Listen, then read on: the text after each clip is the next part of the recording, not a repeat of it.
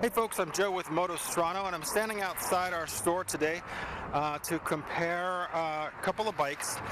A local customer has dropped off his freshly received Sondors electric bicycle, which, if you've been following e-bikes much, you know that's the famous Indiegogo bike that touts itself as the most affordable e-bike ever.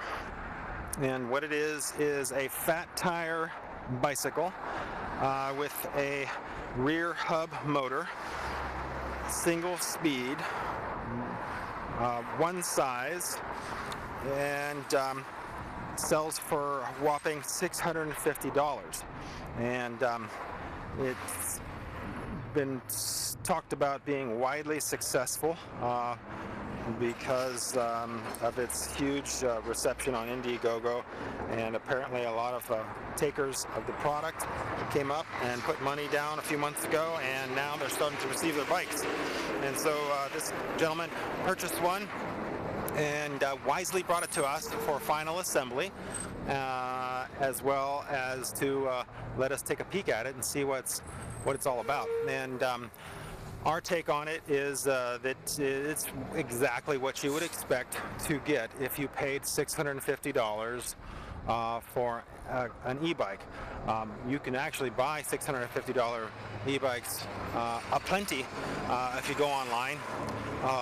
So there's really not much, if anything, new about this bike, except that it got onto Indiegogo, and the folks at Indiegogo thought it was cool, and there was a whole cool factor, videos and stuff made about it, and hype. Our mechanic spent a number of hours going through this bike to make it be on par with something that you'd want to take home out of a showroom floor in a bike store.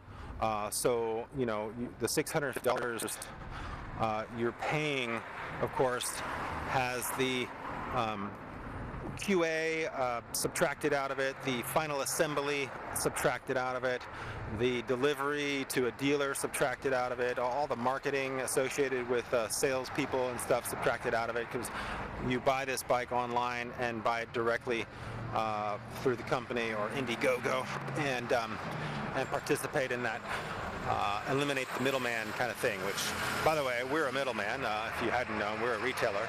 And so we sell e-bikes, and next to it here is the Blix bike.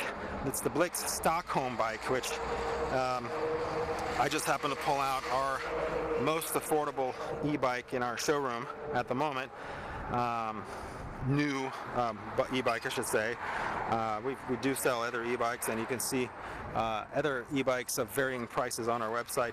This one happens to sell for about $2,200, and so somebody looking for an affordable bicycle might compare this to the Sondors. So far, what we're seeing in the people who are buying the Sondors, at least locally in the online world, they're folks who like gadgets and stuff, and they're tech people, they're Silicon Valley people, they're California residents often, and so this bike has absolutely no use in an urban type environment. If you're considering something for commuting, it's a fat tire bike. It would be ideal in the snow or sand, or I mean, in an urban environment, it's cool for kind of you know, what the heck is that kind of factor, and cool factor, and just somebody coming down the road on something bizarre like this, parking in front of Starbucks and stuff, and chatting up people about e-bikes. The Sondors is a single speed bike, so it's like a big fat tire fixie in a way. It has disc brakes, cable actuated brakes, of course. It's got the Bafang rear motor. The feedback we got from our mechanic is that this bike is sort of rushed assembled compared to other bikes that you get even if you ordered something from a Kmart or Target. You'd get typically some higher quality build status out of it, and we spent, like I say, about 3 or 4 hours going over it and making it safe for the customer, as well as kind of exploring it, and that included lubing everything. A lot of bolts were half tightened. We did pull off the tires and true the wheels. There were a lot of safety kind of factor issues that anybody ordering this bike online, we would really recommend you take it to either a bike shop or a friend who knows something about bikes if you don't like bike shops, because it's just not ready to ride out of the box, as most bikes aren't. So just FYI. For not a whole lot more, if you're looking for a commuter bike, you can take a peek at something like the Blix. That's the Stockholm that has a more standardized urban style frame. It's got a front shock that you can lock out. It's a perfect commuter type bike. It's a little bit more versatile and practical if you're going to spend any kind of hundreds of dollars on something. You've got on one hand the Blix, it's just an off-road kind of a fun bike. Next to it is a on-road commute, get to work, get around town, fun kind of bike. One has I believe the Blix is a 13 amp hour battery. The Sondors, buried inside the little hood there, has a 8 or 9 amp hour battery. The Blix has disc brakes, hydraulic disc brakes from Tektro, and it has a similar size motor, I believe, and a little bit more conservative on the estimates of the range. Sondors talks about with a single speed bike and an 8 amp hour battery that it can get up to 50 miles, and we're not going to try to prove that because it would be disappointing, we think.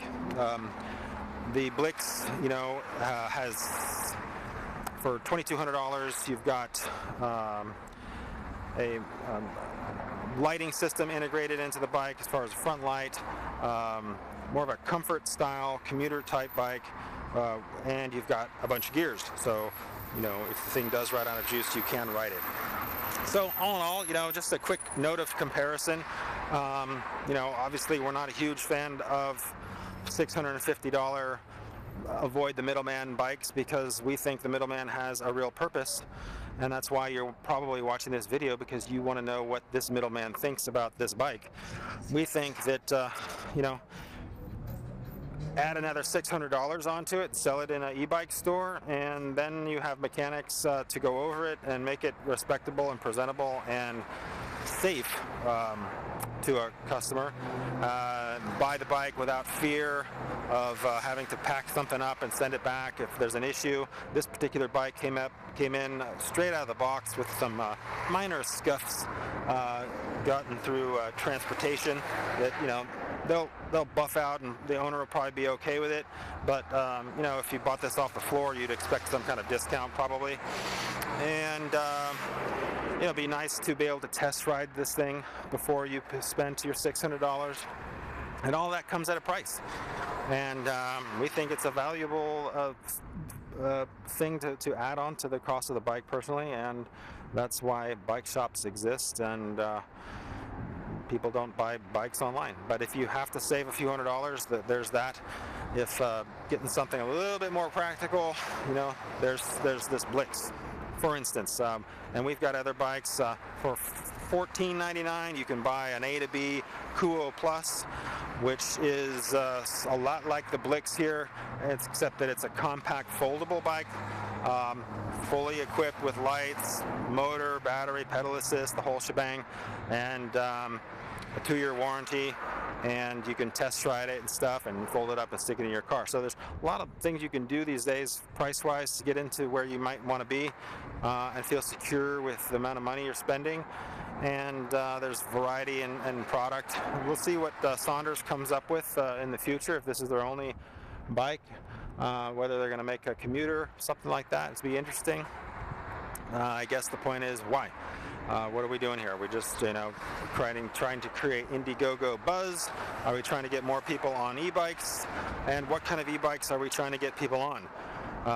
Bikes that come out of the box half built and require final assembly at a bike shop and so forth, or bikes that are promised to be a long-term viable transportation solution for somebody who wants to go to work, or get some exercise, or get up a hill, or go see their grandparents, stuff like that. So anyway, Joe at Motostrano, if you have an e-bike that you purchased online, you want it assembled, by all means bring it to one of our stores.